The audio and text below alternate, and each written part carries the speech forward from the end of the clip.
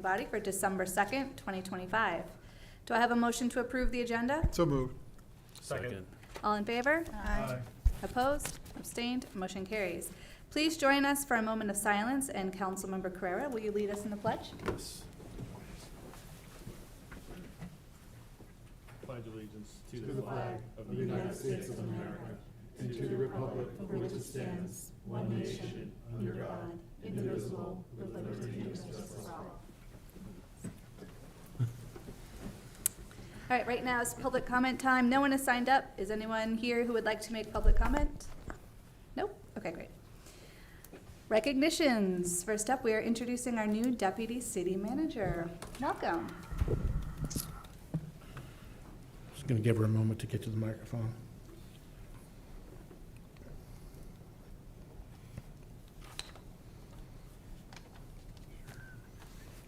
Welcome.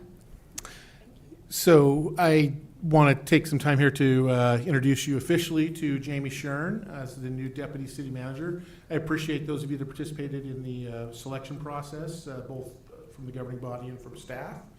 I think we ran a really rigorous process, and I think that the right candidate came to the top. And in the 2 days Jamie's been here, I've been very happy, almost giddy at times when she says things that go, oh, I don't have to worry about that anymore.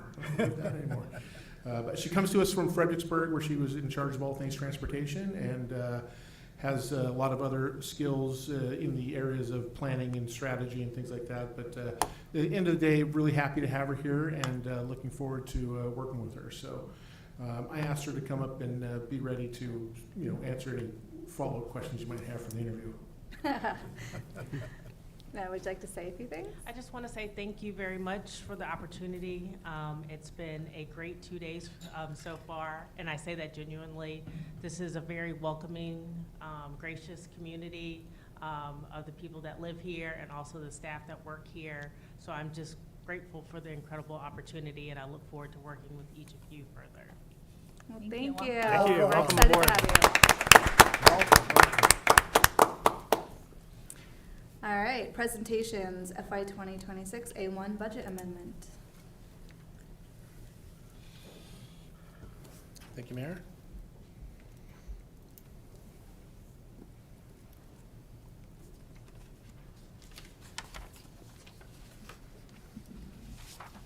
All right, just going to run you through the budget amendment.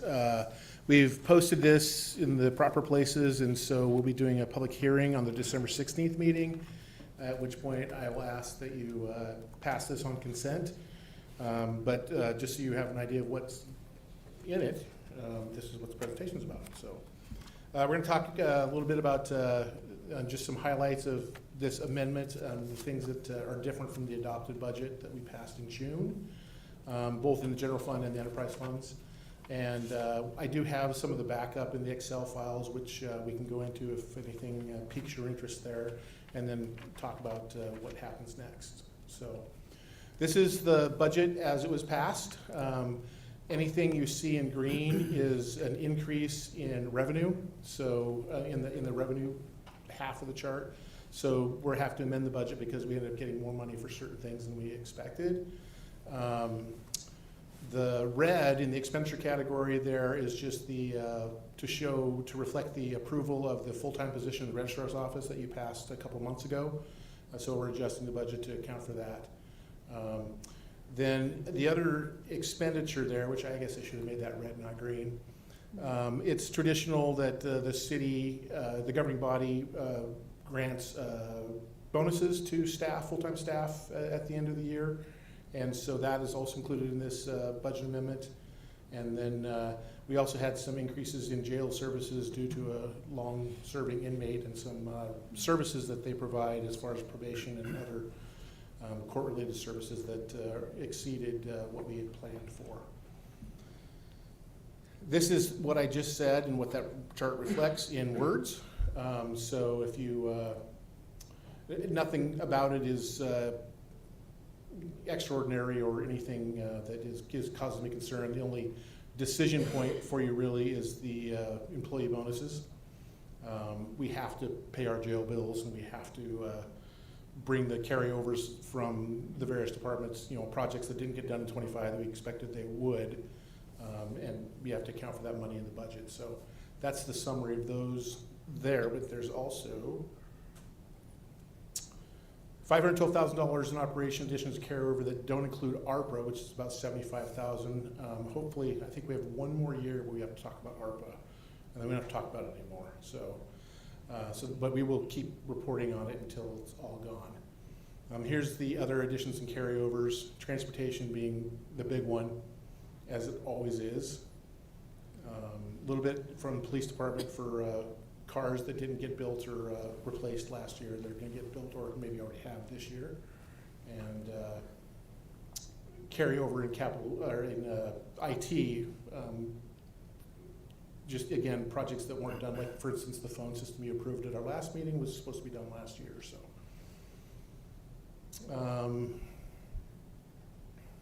yeah, and again, the $837,000 CIP amendment does not include ARPA or transportation.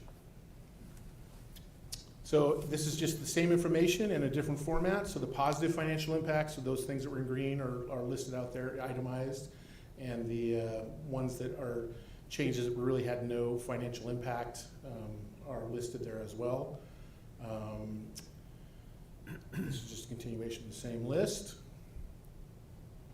One interesting piece is we did have one of our canines had to go in for an unexpected surgery that was quite expensive, but when you look at the investment we make in the dog and the training and the handler, it's actually not, it's not that expensive when considered in as a part of the whole, but it was not planned for, so we have to add that to the budget adjustment. And then again, the jail comprehensive community services that we have to pay. Here's the ARPA update. We had to have all of our ARPA money obligated by the end of last year, which we did, and everything has been obligated, but this is where we are in spending it down. Some of the money is carried over from 25 to 26, same reason as every other carryover. Again, for transportation projects and the ERP are the two main ones, ERP implementation. Enterprise funds, this is exactly what you had in your adopted budget. Nothing's changed there, just to give you a foothold or a framework. So phase 4 water system, we hoped to get done last year, didn't get done last year, so carrying over that money to continue that. SCADA project, which you did have approved in fiscal year 26, but was originally planned to go in fiscal year 25. The Rugby Road Storage Yard, still in limbo. And we hoped to do the water study previous, but that is underway, and again, carry the money over to pay for that. Stormwater, the maintenance line and Connor Center maintenance contracts are carried over from 2025. The bird sanctuary, affected a lot by federal machinations. Still on track. I mean, well, it's not on track, should happen by now, but it's still going to happen. It's just we had to carry the money over because we haven't gotten the federal components done yet. Salt shed replacement, again, all these things are just things we thought were going to happen last year that didn't happen this year. If you're wondering, an LOMR is a letter of map revision that has to be done for the land that is basically occupied now by the tidal wave car wash, which apparently used to be something else that was a contaminating force. It's prior to my time, obviously. So if you want details on any of that, we can open the Excel file, but otherwise, next steps, again, routine budget amendment will come to you on consent at the next meeting. Also, appropriations for the quarterly appropriations for the city and for the school will come to you for the next at the next meeting on consent, unless you have things you want to talk about. And then that key decision point will be the $216,000 to give the bonuses to the full-time and permanent part-time staff. The bonus is $1,000 for every full-time FTE. I think we had 212 that qualified. You had to be on the books before June of this past year to qualify. And then it's $500 for every permanent part-time person. Same qualifications, had to be on the books before then, which as far as I can see, you have done you've approved every year going back at least 7 years, so seems like a routine thing. I'm not familiar with this sort of thing, but you apparently are, so. But that'll be the only decision point, and so if, I'm asking that this be put on consent at the next meeting. The only thing that you're not actually obligated to do is that. So unless you want to pull and talk about that more, then, like I said, I'm asking that it go to consent, so. I have a question about Sure. that. I know in the past, the previous city manager had mentioned adding city council to police the part-time bonuses. And I know that I initiated this in case the public wants, for council raises increase, and we actually waited further than every other jurisdiction in the Commonwealth. I'm just wondering if there's consideration of adding the city council to the bonus as well, because a lot of us have committees, boards, commissions we go to. We do not get any reimbursement. We don't get mileage reimbursement, parking reimbursement. And I think, it'd be fair to consider us in that. That was not considered, I haven't heard of that until this very Okay. second, so, Now you know. yeah. Okay. Maybe we can go down the line and speak about that. I have a couple questions. Can I Go ask ahead. I'm sorry. Go ahead. Thank you for the presentation. Can you tell me what the net is? The net adjustment from the general fund from what we passed to this? I can't tell you that, I'm just waiting for my brain to tell me. Oh, It's definitely more, I mean, it's bigger than it was. 3.2 positive. Okay. The 3.2 from the original to the amendment. First Amendment. And most of that is carryover for CIP projects. So 3.2, I'm just saying this mostly for the recording, $3.2 million increase in the budget. Okay, thank you. And how much ARPA do we have left? That is about 1.6. Yeah, so just under 1.7 million. Okay. And are we on track to spend that down to the last? Yeah, the only thing that we might not be able to spend is the $22,000 for the smart meter project. Calvin assures us that all the meters have been done, and so we allocated a certain amount to do that. We have to look at what the rules are, because we may be able to do something else with that, but typically, or the rules that you had to tell us we're gonna spend the money by the end of last year, Oh. and you can't really change that. It is a like for like sort of thing, so we might be able to find something to spend it on, but at the end of the day, if we end up having to get $22,000 back out of however many million, that's not too shabby, especially since we expected to spend it on this smart meter project. Right, it's definitely a good amount to fund. Okay. Do we want to go down the line? We'll start with, Thank you for the presentation. No questions for me. any comments on the, I haven't really had a lot of time to think about that, Yeah. so I'm usually bonuses and things like that are for part-time benefited employees. So I know you say part-time, permanent. Permanent part-time. But to me, that, I'm assuming that's part-time benefited. They are not benefited. They are They're not hourly benefited. employees, yeah. Okay, so I guess that's something to think about. So it could be an instructor at the rec center that Exactly. comes in once a week and does one class for an hour. Do we have a minimum for that? I think we have a minimum of that. 20 plus hours per week. 20 hours, but less than 32 or something like that? 29. Or 29 is the. And they've had to be the here lump over thing. a year almost, basically, correct? Yes. Correct, yes. Okay, so I don't think, I'm not sure if we consistently meet that every month, okay. so. And I would just say with the boards and commissions, I meet that every month, Good to know.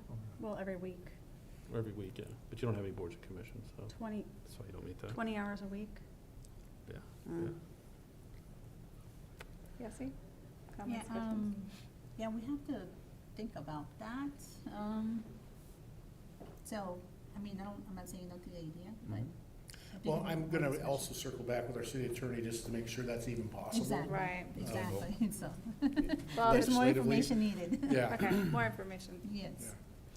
I applaud Councilmember Carrera's Yes. recommendation and suggestion, and definitely support it, and hopefully the city attorney will figure out a way to, if this dais Budget for? so Wow, chooses. no pressure there. Yeah, no pressure there, right? Make it quick. No, just kidding. And just so everyone's on the same page, we're talking about a $3,500 increase to that 2016, so that makes it $219,500, just so you understand what the Yeah, scope and scale is. pennies in the bucket. Because I think, I mean, just to dwell on this just for a few seconds, and looking at what surrounding other jurisdictions do, I mean, many councils feed their council at night, we don't do that. Lots of other things we don't do in this city because of how small we are and things of that nature. So again, I think Councilmember Kerr was right on point with his comments. My question was about ARPA, 1.6 left over. Some of that money is going for tenant improvements. And I'm assuming that that's still available. So if we already have commitments, and you're shaking. It has your all head. been spent. The tenant improvement money had to be done by the end of last year. Oh, no. There's some left over from B&B, but yes, that has been committed and allocated. Okay. And so will B&B meet the deadline because we have to have it spent by next year? Yes, yeah, absolutely. Okay. They've already gotten some of their money for plans and design and that sort of thing. Let me see, what else? Was the schools included, or was just the city? I didn't see schools. Are they gonna have an A1? They usually do. They usually come in the same time we do. The schools have already presented to the board. Okay. Advertised. So it's a matter of you guys wanting them to come. Usually they're not a part of our presentation. Oh, okay, that's fine, but I mean, we'll vote on the school board's amendment, budget amendment.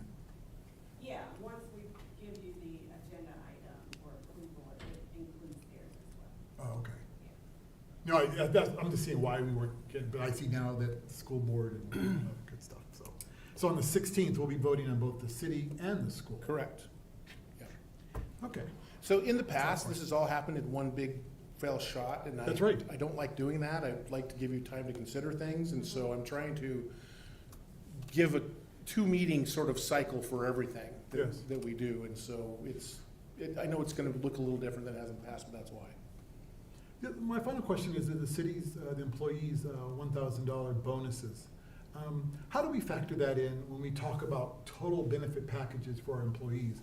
Because when we look at COLAs for next year, I don't ever remember us saying, well, you also remember, or how is that calculated as this one-time payment to our employees? Which I think we should do, but I just want to know when we consider total compensation packages. That is all calculated, and you'll notice that, well, it doesn't say it there, but it also incorporates all of the other things that go along with it, the Social Security, the FICA, so there's other, so this is considered wages for them, so it will be calculated and computed as wages.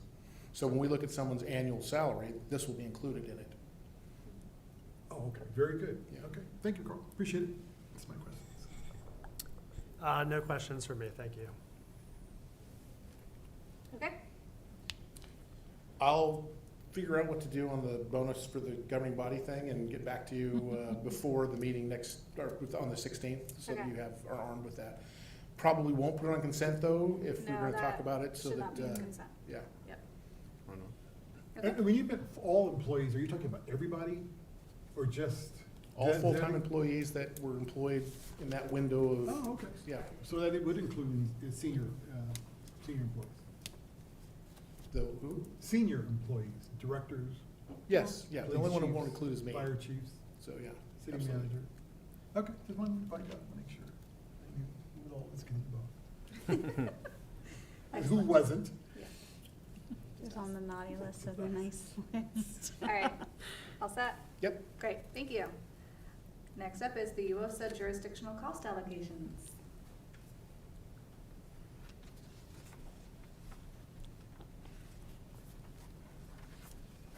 Welcome, and thank you for coming out. Good evening, and thank you for giving me the opportunity to talk to you today. I'm Brian Steglitz. I'm UOSA's Executive Director.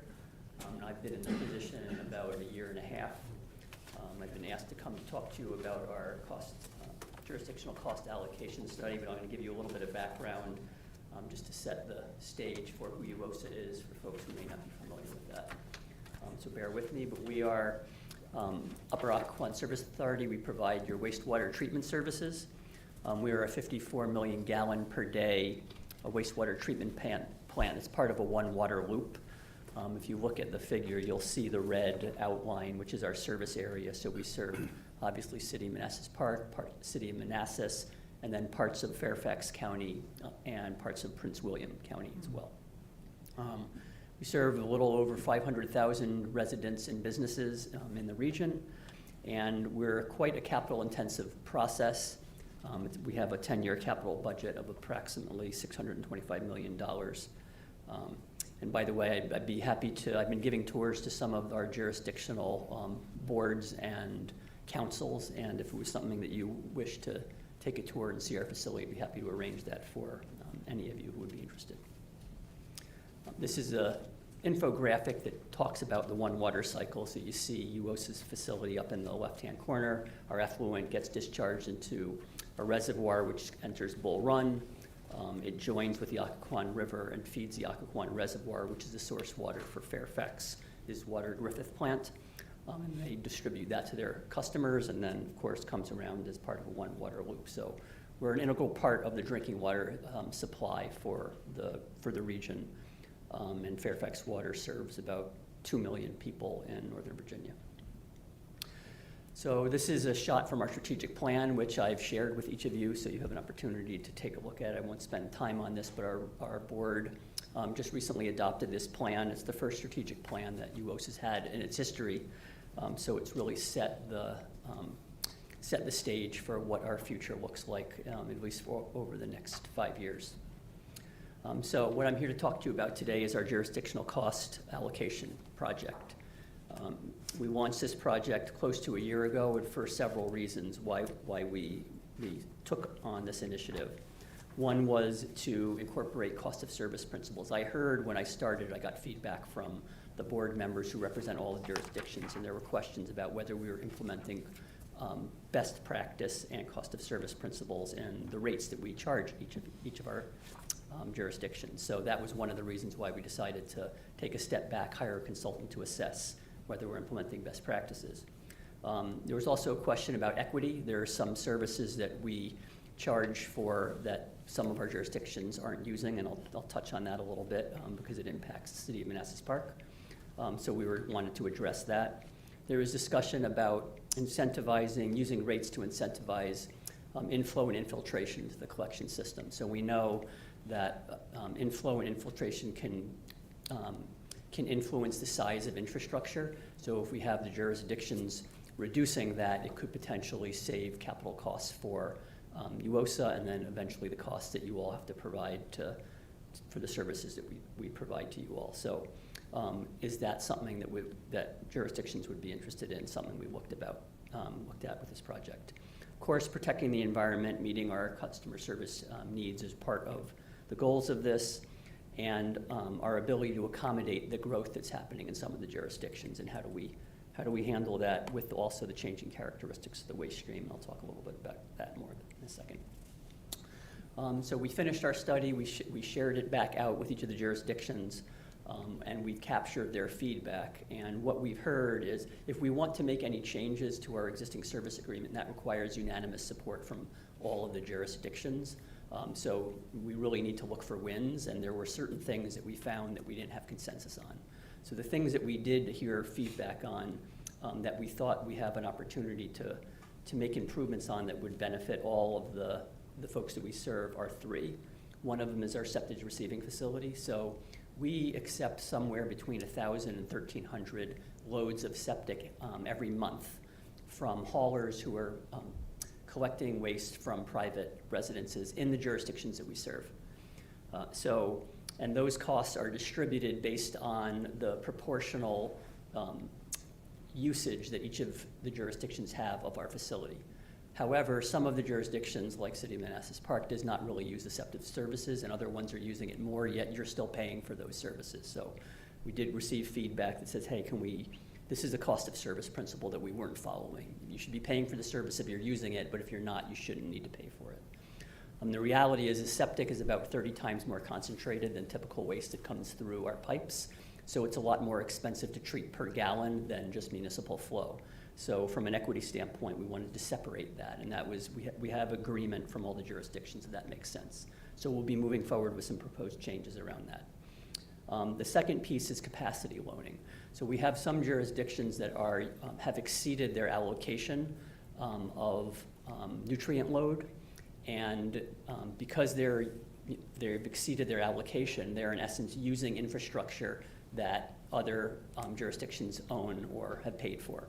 So we're looking at a way to have the jurisdictions that have exceeded their allocation compensate those who have spare capacity that they could use. So again, it's an equity thing in making sure that there's appropriate compensation for using infrastructure that other folks own. So that's the second piece that we have agreement on to move forward and come up with a system to address. And the last is how we bill for our reserve maintenance. Our reserve maintenance fund is how we address equipment that we need to replace on a regular basis. And we typically charge our jurisdictions after we incur the costs for those. And it's not smooth throughout the year, so we have sort of this cycle of costs that go up and down. And that can be a challenge, and we've heard that specifically from the City of Manassas Park to plan for. So we've come up with a way, and we've already implemented this, to level the costs across the whole year and do a true-up at the end of the year. And we've heard feedback that that's working well for you all. So we've already implemented that recommendation, and it seems like it's successful. The rest of the items on this list are things that we didn't get agreement across the jurisdictions on how to address. So these are things that we are just going to maintain the status quo on. Methanol feed facility is a project that was funded solely by the City of Manassas. They pay for the capital and the O&M. They wanted us to look at were there opportunities to share in the operational expenses, and there wasn't general agreement, as you can imagine, across the jurisdictions on that. So that idea has, for the time being, been tabled. And then some of the other items that we have here, like delivery systems, emergency retention, that was the I&I incentives. There really wasn't agreement on how to address that across the jurisdiction, so we decided not to move forward with recommendations associated with that. And then how we handle capacity increases and restoration of existing capacity, those are pretty well covered in our current service agreements. And again, we don't have any intention of making any changes to those. So that's where we are on the jurisdictional cost allocation. The second thing that was happening concurrent with this is a re-rating study. So there are two jurisdictions that have needs for growth in the near future, the City of Manassas and Prince William. And they're looking at an additional need of about 6 million gallons per day. The cost that was estimated to add on a $6 million day expansion to the plant was close to $200 million. So quite costly to add that capacity.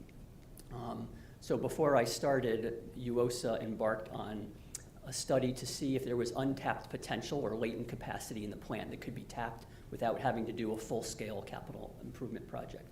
So we've just finished that study and have some good news. So through doing some things, stress testing, so we stress tested the plant by pushing water to its capacity through certain processes. We used some modeling, and then the result of all of this was developing a list of capacity improvement projects that instead of doing sort of this mass addition, we can do several smaller projects to uncover latent capacity that currently exists. And the result of that, sort of this complicated figure I'll quickly walk you through. Across the top, you see all the jurisdictions. The FF is Fairfax and Prince William, your COMP, and then down the vertical axis, you have some of the nutrient parameters that we monitor. So COD, BOD, those are organics. TSS is suspended solids, TP is phosphorus, TKN and ammonia are both associated with nitrogen. And on the left side of the screen, the areas that are in red, those are jurisdictions that have exceeded in 3 months their allocation for each of those parameters. So Prince William for COD, BOD, TKN, and ammonia were above for 3 months what their allocated ownership of the plant was for those parameters. So in essence, they're using others' capacity, the capacity of the other jurisdictions. So what we have found with the projects that we were intended to implement and some that are already in the queue is that by implementing a couple strategic projects, we can basically reduce the overage, and everyone will be getting an additional allotment of capacity. And when you apply those capacities to the current usage that each of the jurisdictions have, you see the numbers on the right. So once we implement the changes that we're proposing, for one, Prince William gets down into the range of not exceeding their capacity ownership, and then the other jurisdictions also get some additional capacity. So you can see City of Manassas Parks, in terms of proportion of their allotted capacity they're using, that goes down.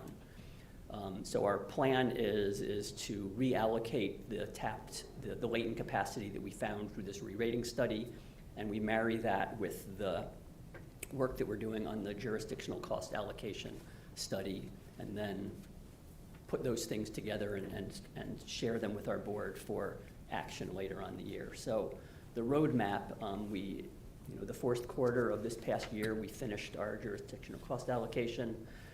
As we move into 2026, we will be drafting service agreement modifications that will come to you, and they will incorporate the things that I already talked about. How do we handle septage, capacity loaning, and then we will also provide to each of the jurisdictions the additional capacity that we found through the re-rating study. So that will be additional capacity that you'll have at your disposal. And going through the process of getting feedback from the jurisdictions that we serve, we hope towards the end of next year we'll be having something before you that you can vote on and hopefully approve. So I know I went through that pretty quickly, but I was allotted a limited amount of time to address you today, but I'd be happy to answer any questions you might have. Thank you so much. I want to say last summer I did tour UOSA. I did it with the Cub Scouts, so I was undercover. Okay. But it was a really educational tour. I was very impressed by the facility, so I would encourage everyone to go out and do that if they can.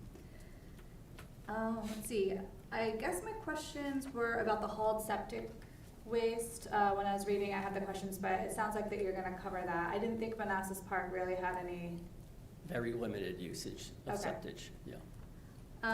My question is about this new capacity project that you kind of ended with a colored chart. What is the cost for that, and how is that being allocated? So I didn't really get into this, but what we've seen over time is when UOSA was designed, we assumed two things. One is the hydraulic capacity, the flow that we need to move through the plant, and the other is the nutrients that have to be removed in order to meet our permit.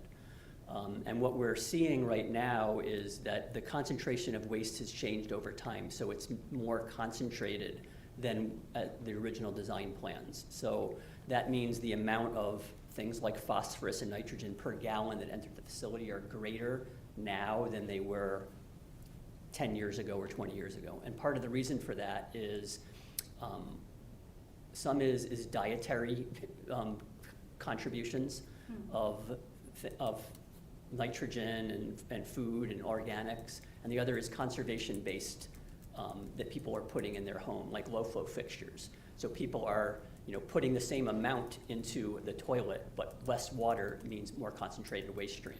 Okay. So even though we've had some growth in capacity through more density housing and growth in the region, we're not seeing the flows increase, but we're seeing the concentrations increase. And that means that we have to be able to take more things out of the water than we anticipated.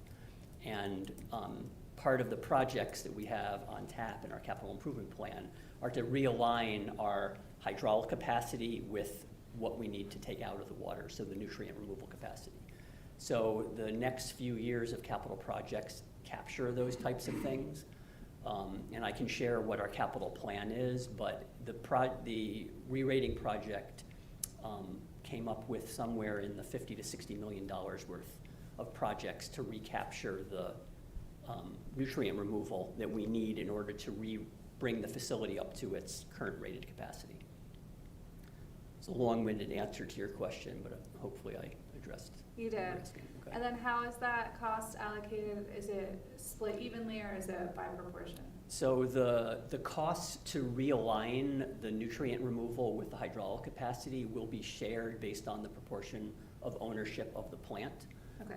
So for City of Manassas Park, you're between 5% and 6% of that. Anything that we do to increase the hydraulic capacity beyond 54 would be borne by the jurisdictions who need the additional capacity. So that's not the City of Manassas Park. So anything that's associated with growth would be handled by others, not City of Manassas Park. Okay, thank you. So just to follow up on that answer that you just gave, thank you for the presentation, by the way. So is it, am I right in thinking that Prince William would pay a disproportional amount for that capacity increase beyond the 54%? Yes, Okay. correct. And then if the usage percentage goes down for Manassas Park, does Manassas Park residents pay more or less in their water bills, or that usage remains the same and the actual cost to the end user would be roughly the same as it has been in the past? So there's two pieces to how we charge. So our operation and maintenance budget is based on usage. That's metered flow. So what you use, you pay for our annual operational costs. For all capital investments, those are distributed based on proportional ownership. So for capital projects, you're always going to pay that 5.5%. Once the plant is expanded and it's greater than 54, that percentage would go down because your percent ownership. You'll still have the same amount of volume, but that will be a smaller percentage of the total. Right. capacity. So other than individual usage, there'll be no effect on people's individual bills for water based on these improvements? Well, there are capital projects that will be part of our financial plan. So, we will have, rate increases to capture those that will be part of our future budget proposal for our board for consideration. Okay, So, thank you. Yeah, to follow, thank you, Brian, for the Yeah. presentation. Very insightful, yet confusing, not your fault. Apologize for that. And just following up with the previous question about the re-rating process. So you're saying basically to us that Manassas Park won't see any significant increases in the current rates we pay when you do the re-rating allocation. That's what I understood. So the re-rating will allow us to reallocate nutrient removal capacity for the plant. So you will get more than you currently have. But there are some improvements we need to make to the plant capital. in order to the plant to meet its nutrient removal at its rated capacity. Sure. And those capital costs will be borne by all of the jurisdictions at their proportional ownership. Right. And so I guess we need to get you back here one night to just go over the capital piece of it, because that's what's driving our rates. And if you guys are planning to expand this plant in the next 2 or 3 years significantly, it'd be interesting to know what your capital, at least your 5-year capital process looks like, Okay. and what you guys are projecting. So are you planning anything in the next 2 fiscal years? Yes. As far as you are? Yes. Yeah, we need to get you back, Yeah. Brian. We need to find out what's going on. I mean, and some of those have already been programmed, so they're not necessarily new. Some of those things we've already bonded for. But there are some new things, so be happy to come back and talk Yeah, that through with you. appreciate that. Now, as I understand it, and that's not saying much, we in Manassas Park purchased years ago excess capacity. We have more capacity than we can use. So I have 2 questions. With this new re-rating, as I understand it, or getting the solids out or whatever, Mhm. you're gonna give us more capacity, which we already have too much of in the first place. You're gonna So I'm not get, sure how it's gonna help us. you're gonna get more nutrient removal capacity, not hydraulic capacity. Got you. But See, the there we way go. that the jurisdictional cost allocation, I think, will help you is 2 ways. One is that right now you're paying more for septic than you're using. So your proportional cost of that will go down. And then the other area is the capacity loaning. So for the jurisdictions that are using more, we're gonna come up with a model where they will be offsetting some of your capital costs. And so your capital costs would be, you would have like a deduct on your bill based on the overage that others are using your own, own capacity. I don't have, we're working on what those numbers would be, and we'd Sure, be able to sure. come No, I back to understand. you next year and share some. Again, I appreciate this education that we're getting. So we do have excess capacity.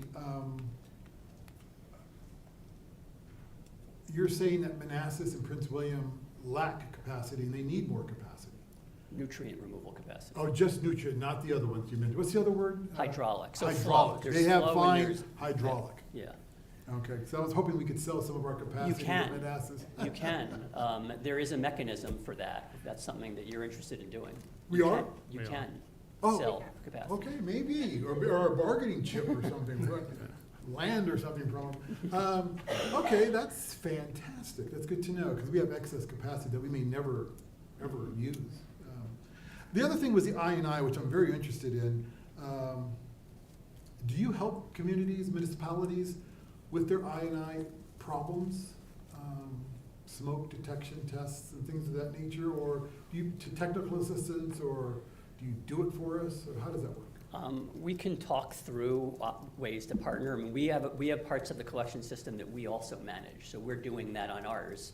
So there may be opportunities for us to leverage we're bringing somebody in to test, can we Yeah. share the resources? So we're happy to talk, and we deal with Director Rowley on those Yes, things. So yes. those conversations are already happening. Because in our historic side of our city, we have very old clay, in most places, lines, which we know crack and cause inflow and infiltration problems. So yeah, being able to detect those and correct those would not only help the environment, but make our system more efficient. Yeah, so something we could work with UOSA. We measure the peak flow for all of the jurisdictions, and your peak to average is pretty much the same. So right now, there's not a lot of disparity Okay. when you look across the complete system for each of the 4 jurisdictions. Maybe within the communities, there are Within, areas that are yeah. tighter than other areas, but in general, there's not a lot of disparity. If there may be more of an incentive to come up with a system where the folks who have leakier systems are paying more, but that doesn't currently exist. And then my final point is, when I hear complaints from our residents, our number 1 is property tax. Number 2, closely behind it, is the UOSA sewer bill. Because people don't understand it. They don't understand the capital part that our city, we don't clean sewer here at Manassas Park. And they just don't understand why our rates are so high. So, yeah, I again, appreciate all that you've shared here tonight. Thank you. I think when you came to visit, you see the amount of infrastructure that it takes to do what we do, and that's part of, we're making efforts now to communicate better with our customers. So Yes. we'd like to work with you all to make your customers understand what's involved in what we do, and that we're part of a drinking water system also, which people don't really That would be understand. helpful. Yeah. So happy to Fantastic. partner on however you think that makes the most sense for your community. It was very eye-opening. I have not been able to turn on my shower without thinking of you guys. Oh, no. There's just so That's much scary. there's just so much that goes into me turning on my shower and having clean water. That's And I good. take it for granted, and I appreciate you. That is so, I hear you. That's why the Discovery Channel is really important to watch, because you get a lot of information. Oh, there. yeah, But thank you for Discovery your Channel. presentation. I have no questions. Thank you for the presentation. The question I have is, how come the ownership of the plant isn't by population? So the model that you're stating is, and this is the theory, is that we own 5-6%, and if you have 500,000, you're talking about 25, 30,000. We're servicing about 17,000 people. So we're paying for an additional 70,000, and the growth is more in Prince William County. But if we're at 5-6% and they're using the more usage, we're still on CIP paying more. Why isn't it done by population, or why was it set up that way from the beginning? And then maybe do commercial by usage.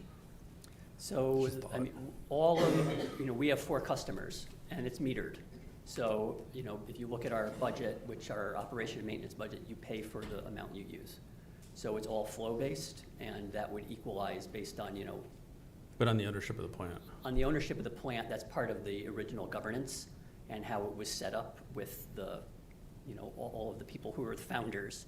So, you own that much, and when we're doing capital, if we improve the plant, that's your piece of it.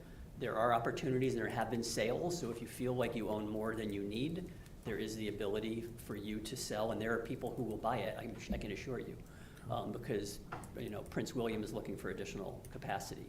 But I guess I also caution you is it's hard to get back once you give it up. That's true. So, That's a good point. you need to look at what your long-term needs are, and is it really worth it? Because the cost for an additional MGD after we do this sort of next 60 is gonna be expensive. Really? Thank you. Yep. Brian, thank you for your presentation, and thank you for including me in your meetings. I've learned a lot, even though I've only attended a few, so thank you so much. Can you talk a little bit more about the capacity loaning? Sure. So we're still figuring out the details on how this works, but the concept is for capacity loaning is it will likely be so let's say jurisdiction A is over their allotted capacity by a certain percent. We would look at how much of the capacity of the others based on your proportional ownership they're using and have them pay a proportion of your P&I interests for the period that they're over. So it's sort of like moving principal capital costs from one jurisdiction to another based on the volume of your capacity so it would all happen through like an algorithm that we would develop. We'd obviously share it with you all, but it would happen automatically. So when you get the bill, you'll see, here's what you owe, like you currently do. Here's your capital costs for the quarter, and then we would have like a deduct for the portion that someone else is using of your capacity. Okay, so then it would be something that this dais would need to vote on or figure out where that money's going to be applied and whether it goes directly to our citizens or used elsewhere. Thank you. Great. Any last questions, comments? Thank you so much for All joining right. us tonight. Thank you. Okay, we're up to the consent agenda. The consent agenda tonight includes the approval of the minutes from November 18th, 2025. Do I have a motion? So moved. Second. All in favor? Aye. Aye. Opposed? Abstained? Motion carries. Unfinished business, the Fourth Amendment to Purchase and Sale Agreement, Phase 2, City Center. Thank you, Mayor. Briefly, the city manager is going to pull up at least one drawing or schematic. I'll give him a second here. But the item before you this evening is the proposed Fourth Amendment to the Purchase and Sale Agreement between the city and EPI4 LLC. They are the successor to EMSI Engineering, Inc. for Phase 2 of City Center. The original PSA was dated August 1st of 2012. And it has been amended 3 times previously, including in October of last year, 2024. So the approved plan for the property at issue was for an apartment building and an office building. The terms of the agreement as amended were that the developer could not pull permits to build the residential until they pulled permits for both the required office building and a planned restaurant that originally was going to be across the railroad tracks on property across from the Palisades, I believe, along with other conditions. So with the passage of time, and remember this started back in 2012, after the new City Hall was developed, the pad site next to City Hall became available for a restaurant, and the plan morphed into a restaurant, the steakhouse that is now in operation and has been for several months, that it would be better suited there than across the railroad tracks as originally intended. This change was supported by the city and the governing body, and the result is what you have next door to City Hall. There was a condition in the agreement as amended that required continuous operation for a period of months, that it be open to the general public for lunch and dinner for at least 3 months, and that condition has now been satisfied. However, there still is the requirement for an office building adjacent to the proposed single apartment building on parcel 1C. EPI4 representatives are here this evening to confirm that despite their best efforts, they've been unable to get financing for the office building. As everyone knows, the office market is stagnant, to say the least, and the short to intermediate prospects are not good for office. So rather than just let the property stagnate, what they are proposing is to eliminate the office building requirement and instead allow a second apartment building on the site. And there's a revised master plan. Carl, if you have that. So as you can see from the plan on the screen, there would be 2, so right now it'd be 1 7-story residential. There would be 2 7-story residential buildings constructed, essentially mirrors of one another, that would each have 110 units. EPI4 would have to comply with all requirements of the city's zoning ordinance, including if required obtaining waivers of development standards and other requirements of law. So we're happy to answer any questions, and the developers' representatives are here. They are the ones asking for this change, but I believe the city manager will confirm that staff is supportive of this change, but we're happy to answer any questions. Thank you. Do you have questions to the left? No, no questions. I have a question. I'm very supportive of this. The question I do have, are the utilities on the entire perimeter going to be undergrounded? And another question, Mr. Manager, is it I mean, and I know we have parking there on Manassas Drive, parallel parking. Is that, with the speed there, is that something that should be suitable for parallel parking on Manassas Drive? This is the top. It's not on No, no, no. If you go back to the site plan. The top, you see how there's 4 spots on the, is that safe? Oh, okay, yeah, you said the parking lot, Yeah. or the parking. So that's something we really want, I don't know. Just a thought. That's on Euclid, yeah. Yeah, in Euclid, I'm sorry. Euclid, sorry. I mean, I didn't understand the question. I mean, is that safe? I don't know. I question safety there on Oh, that road okay. because it's just a busy road. I don't know if there should be parking there. I don't know. That's just a thought. I'm generally supportive of the project. I just don't know. That's just a thought speaking. I don't know. I mean, I don't want to get out and. Okay, the question, we have parallel parking because next to the Euclid, I think there are about 4 on each side, so total of probably 8 or 9. Yeah. I would prefer not to have parking there. I don't find that safe. But that's, I don't know. It's just, I don't know what your thoughts are. I don't know what the planning and zoning or. You know, It's a busy at some point, road. it'll be, this is obviously, it'll be done, you know, they'll apply the traffic engineering book, and it will Yeah. tell them whether it's safe or not based on the speed of the road, the width of the road, and all those things. So, you know, they follow the model, and Yeah. so I don't know what that's gonna turn out. Okay. And Mayor, if I Also, could- Carrera, this is really, has not changed. This is from the No, original no, plan. yeah, that no, was I remember. approved. Yeah, if you remember. Yeah. So this parking, we haven't touched it. No, There's I know. no- I just have a concern because I think it's a busy road and for people to park there and they come out, I find it to be, it's like placing, We'll be happy to probably look at it according to Just making it- transportation's code. And that's just see a if that thought. will I don't meet know. the I don't know what the diocese feels. It's just a thought of mine, so I just feel it's Did you just. have something? Yeah, I think he just touched on it. These are the type of issues that would be resolved ordinarily during site plan and other Okay. construction. Okay. Thank you. Yeah, you're welcome. And site plan already actually approved. We are just Yes. taking the office. Right, yeah, I within know. apartments. I'm supportive of that. I just, So, that part. Thank you very much, sir. Mhm. Thank you. And good evening, Mayor. Good evening, everybody. I do apologize. I just, stepped in the middle of the conversation, so. Okay, thanks. Rental unit, right? Councilmember Meyer? Okay. Okay, no. Any other comments? Thanks, Carl. Thanks for coming out and answering our questions. 220 units is Yes. what we're talking about. Yes. The council adopted an affordable housing policy. Mhm. I'm sure you're aware. And been asking, and as we negotiate different things, they've been providing the developers, at least our last project, 5% Okay. of the units would be a below market rate. So in this case, we're talking about 220, we're talking about 11 of the units being below market rate. And I would hope that we would be consistent with our policy, and we continue to do that. We're having some problems that we're having to modify the policy because in purchasing homes, the ones that we've had so far, people haven't qualified and things of that nature. But that's not gonna be the case for apartments. There's a great need for apartments. And if we have people in our community that need these affordable units, again, I hope the developer is willing to work with the city and provide those 11 below market rate apartments in your scheme of things and in your calculations going forward. Because it is our policy to do that. I hear you loud and clear. And when the apartment actually is still under the old master plan, we're only adding 110. And honestly, we did not think of that. We have no plan. But I'll go back to the partnership and say we have Please. 110, 5 of probably about 6 apartments. That would be 6 if we just Six- look at six the one. apartment. I don't see much problem on that, but But my point is, I can say yes, but I still need some. I like your yes. approval, so. But I would like to, you and your partners to consider both buildings. I understand that the commitment for the one building, the 110, but you're asking us, this council, to let you out of agreement that you build office space.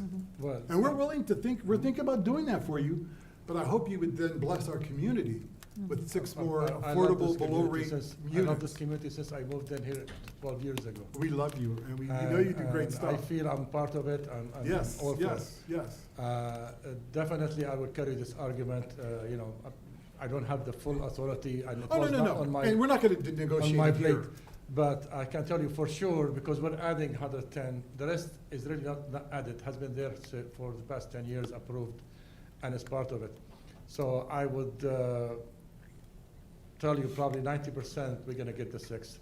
And I can get that by tomorrow afternoon, but I just need time to, and I can email our city manager here Yes. with the decision of the 6th. I was gonna say, we're gonna turn it, he knows the wishes, or at least the thoughts of this dais, and I guess he'll take that forward. The other thing is, I look at this space, and one of the things I wasn't on the council when we did the Northville developments here, there is no green space. There is no place for a kid to ride ride a swing, or go down a slide. And I look at your development, and it's fantastic. Thank you. But there's no amenities for young people that I know will be in your apartment building, where they could, a little parklet or some kind of thing, green space. So I hope you guys can think about that as well. Yeah, because we're gonna have young people in there, and Yeah, I much think rather we- keep them on site than We running put on around. purpose left some green around each building, each in the corners, if you. Yeah, I see those. Maybe and those can be If expanded. we can with some- utilize something there, it might not look on the plan, it's a big, but it's a good size area. We have a bike trail too. A mini park. Or the walking trail. Yeah, walking trail, but definitely a mini park where kids can go down slides and swing and things of that nature. Hope that could be under consideration as well. So those are my two things, and hopefully they'll be taken under consideration. Thank you, sir.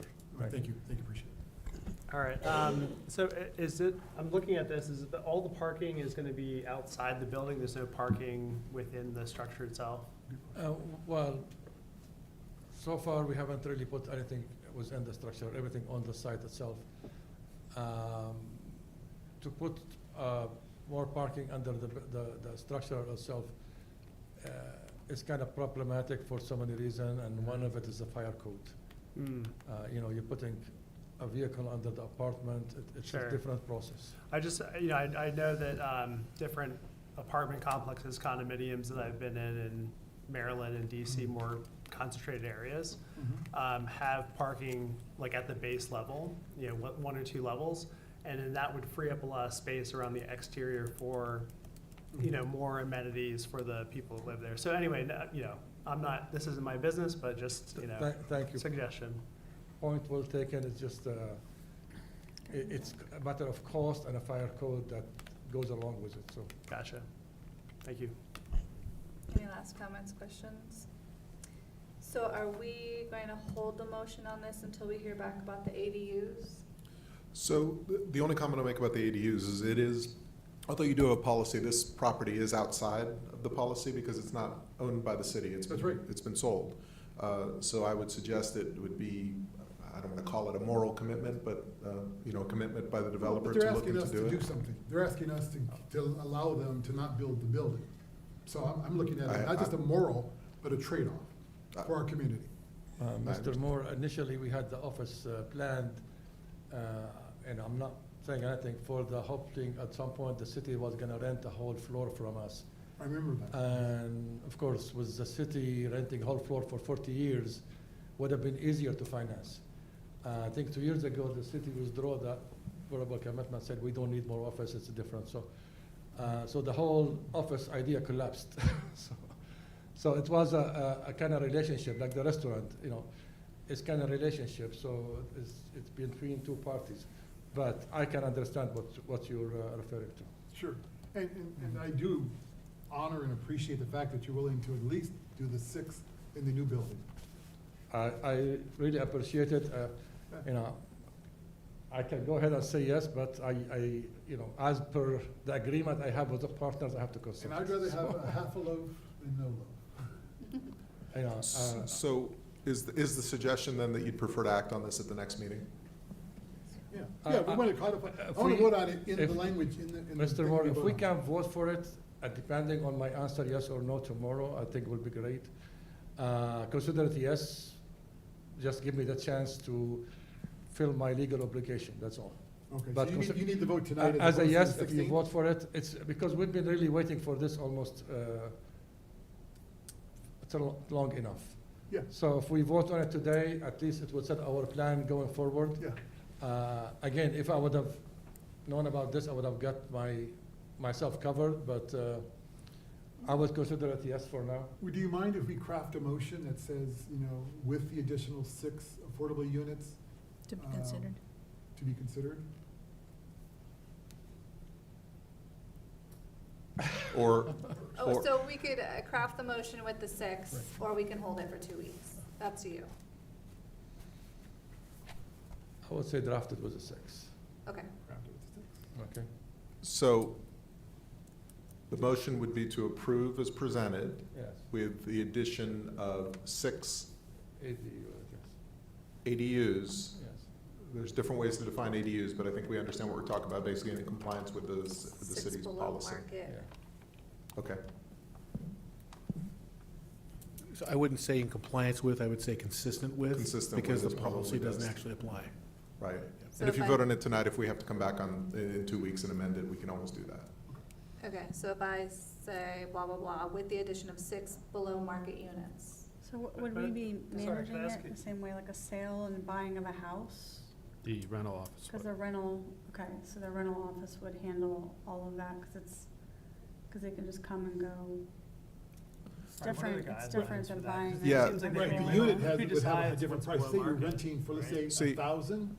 Right, These but with the units would go for discount. like $600 or $700. So, So it'd just be cheaper. Mayor, this is one of the difficulties with crafting conditions like this on the fly, the evening of a meeting. Okay. I mean, it's entirely up to you all how you want to proceed. I mean, I'll suggest again that this is outside of the policy that was adopted by the governing body. This property was sold well before that. I understand that they're coming here asking for something, but if you want to head down this road, then we probably need to have additional discussions with the developer to make sure that this is crafted appropriately.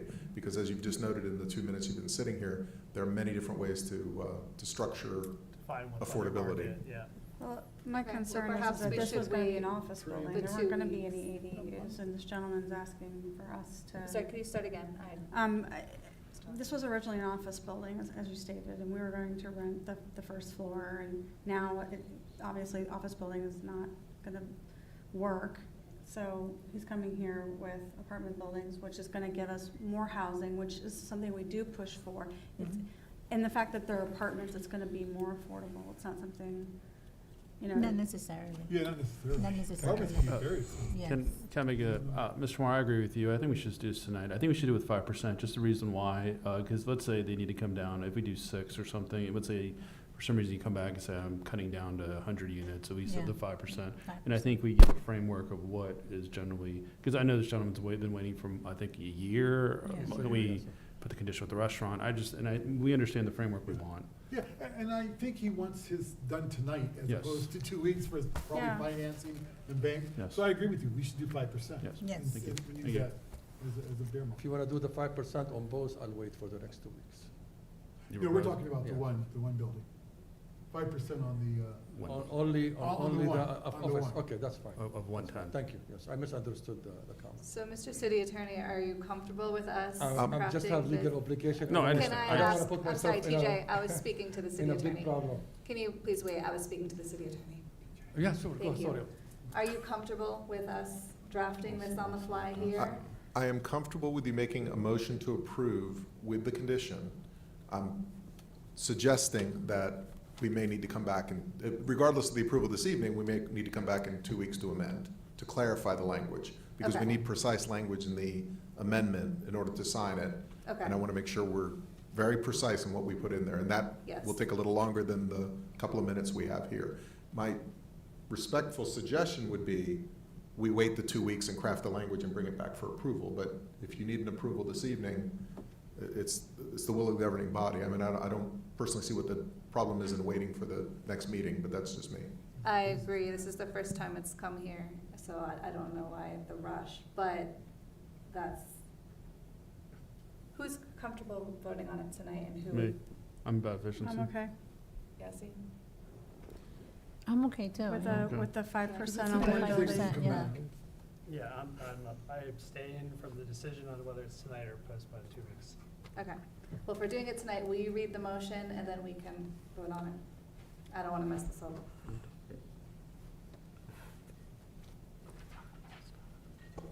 Okay, so the proposed motion would be that the governing body approve and authorize the city manager to sign a Fourth Amendment to Purchase and Sale Agreement with EPI4 LLC as presented, with the amendment that 5% of the units in one of the buildings will be affordable, consistent with the city's adopted policy on affordability.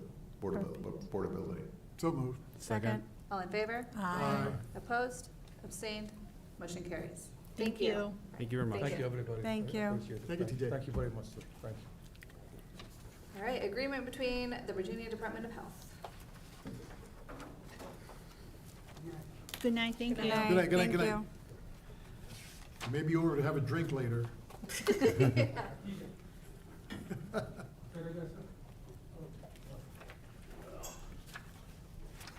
Sadly, is away from my computer long enough that it shut down on me, so hold on a second.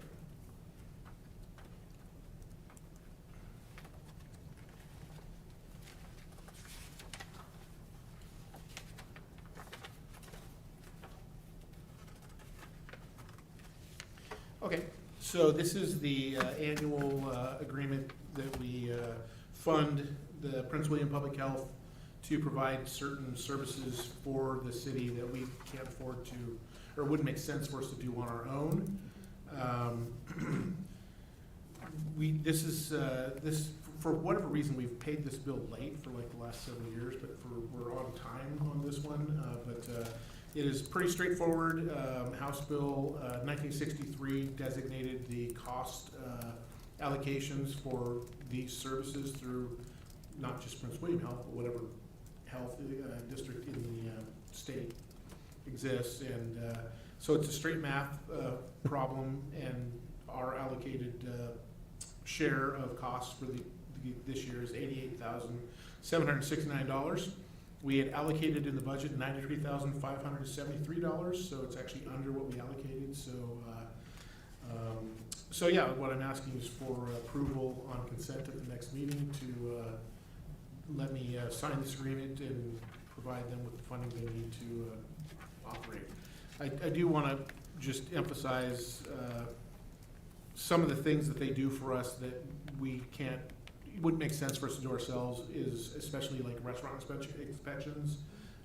That's a really big deal, and it has to be done right. But while we are getting more restaurants, we don't have near enough restaurants to occupy the time of a full-time restaurant inspector. And so that service alone, I think, is worth the cost of this contract. But we also do several other things when it comes to infectious diseases and immunizations and things like that. So it's a pretty good deal, and it's been in place for years apparently. So not really controversial. That's why I didn't really do a presentation for it. But if you have any questions, I have an answer for you. Thanks. Any questions? No questions. Sounds good. Good deal. No questions. No questions. Nope, I'm good, thank you. Great. And I can put this on consent on the 16th. Yes. Yeah, thank you. Yeah, sounds good. All right, where are we? Financial policy addressing year-end surplus funds and year-end capital improvement program funds. You getting your steps in tonight?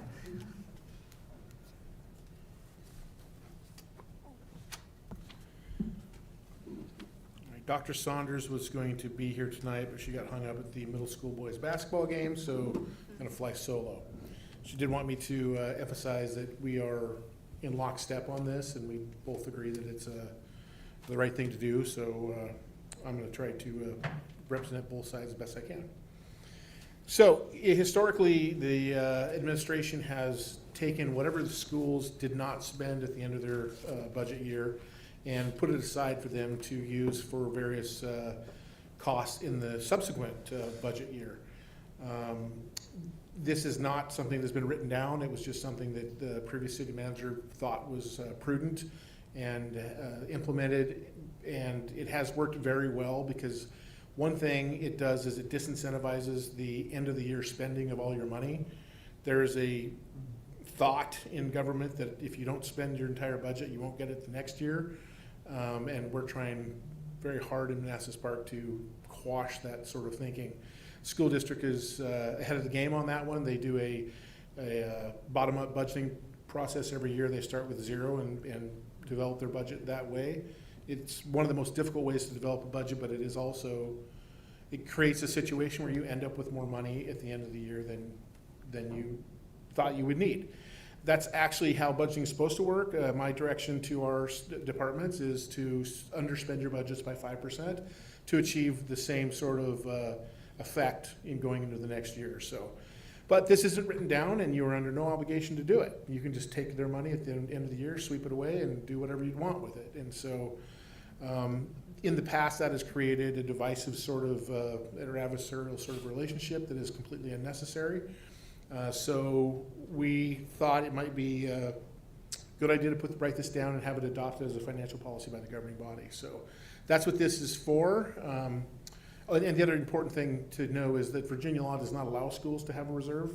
So we have to create this within our general fund. It's the only technical way that can be done. So. And like I said, it does allow them to stabilize their budget over the years. This also applies to their CIP, which we don't do reserves for CIP. It's a capital improvement program. Typically, you plan for 10 years, but you are obligated to plan for 5. And so you allocate your money. There's already a sort of a built-in savings plan in a CIP, just the way it's structured. So we don't have to have the same sort of tools in place for that, but we did want to be explicit that if the schools develop a CIP plan and they fund it with their budget, that we will allow them to implement that and not, again, at the end of the year, sweep away their CIP money because we want to do something else with it. So this policy covers both of those conditions. And just from the standpoint of what it actually does, it requires the city to create a general ledger line that is specific to school reserves. It was typically been called the School Stabilization Fund or something like that, but it was a year-to-year thing, and it wasn't tracked beyond that. So it's like you start over at 0. How much did you leave over this year? So like if they underspent by $1 million and they took half of that for this year, the other half would go into the general fund.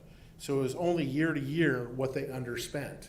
This will be an accumulation, more like an actual account, and so they may have more in it one year, less in it another year, but it also puts guardrails in for the minimum they should have in there and a maximum they should have in there, because we don't want to just be piling up money for no reason, but it will help during the lean years, and oftentimes, when we have anything that is pointing towards recession, it doesn't last more than a couple of years, and I think this will make them pretty resilient in a situation like that. So we recommend the governing body adopt the financial policy addressing year-end surplus funds and year-end capital improvement program funds for the schools division as presented or amended. I added the or amended because I think Vice Mayor Moore is going to add a component to this as we go through the discussion piece that I have also discussed with the schools, and I'll just say that when he read this, he was supportive, but said he thought that wanted to make sure that any interest that was earned on this accumulated reserve money goes to the general fund for the city's general use. School district has no issue with that whatsoever, so didn't have a chance to include that in the policy before the meeting tonight because we've already made it public, but we will, if you approve it with that amendment, we will do that going forward. That's all I have, unless you have any questions. Okay, any comments, questions, starting to the left? No questions, comments. No, quick question. The question, what is the maximum they can hold in that fund? I believe it was 10%, which for the school is typically would be between $5 and $6 million. They used to have a fund, I think, 10 years ago that was that high, and I know that the governing body before the previous manager were going to try to cap it at $1 million. I have a concern about 5 or 6 million, so that's just a concern I have. I think they shouldn't spend that much. Thank you. Yeah, and that is the same basic 5% that we ask in our regular budget as well, so that's where we came up with that number. No question. Carl, I appreciate your presentation. I really like the fact that you're codifying this in a policy, and it's not just something that's floating around the ether from city manager to city manager, so I appreciate you codifying. And I'm glad that the school board doesn't have any problem with us keeping the interest of this money, because we are going to have to track our finance department here in the city is going to have to do that you pointed out here, and I'm glad they're in favor of that. And so I hopefully we can support and pass this tonight. No questions from me, thank you. So should I be reading this motion on the screen? It's the first I've seen it. I No, I threw should this read together, the- yeah, you read his motion. I should read the motion that was in the packet. Correct. Just add as amended at the end. Okay. Staff recommendations of the governing body approve the accounting for school division year-end balances for capital fund and reserve line item in city budget policy as presented amended. So moved. Second. All in favor? Aye. Opposed? Opposed. One opposition? Abstain? Motion carries. Okay, we're at our second public comment time. I think we've driven everyone out. City Not manager Lucy. report. No. Treasurer- Lucy's our our Commissioner number Revenue. one fan. Without a So that's doubt. Joshua. Yes, Josh. Yeah, all I have for you tonight is, the Santa send-off on Friday at the VRE station. So there's gonna be a little event there for kids to come see Santa before he hops on the train and goes to Manassas to do their event. And then, all day Saturday is our annual light parade and all the festivities there, including the youth entrepreneur farmers market, which is gonna be in the parking lot where the farmers market normally is. On Saturday, that's gonna be the kickoff for the events. Looks like it's gonna be cold, but it doesn't look like it's gonna be raining, so bundle up and come on out. And that's all I have unless you have something for me. Excellent. Thank you, everyone. Our next meeting is December 16th. Remember, we are coming at 6 p.m. to have our Secret Santa and our party. Motion to adjourn? So moved. Second. All in favor? Aye. Opposed? Abstained? Motion carries. Have a good night.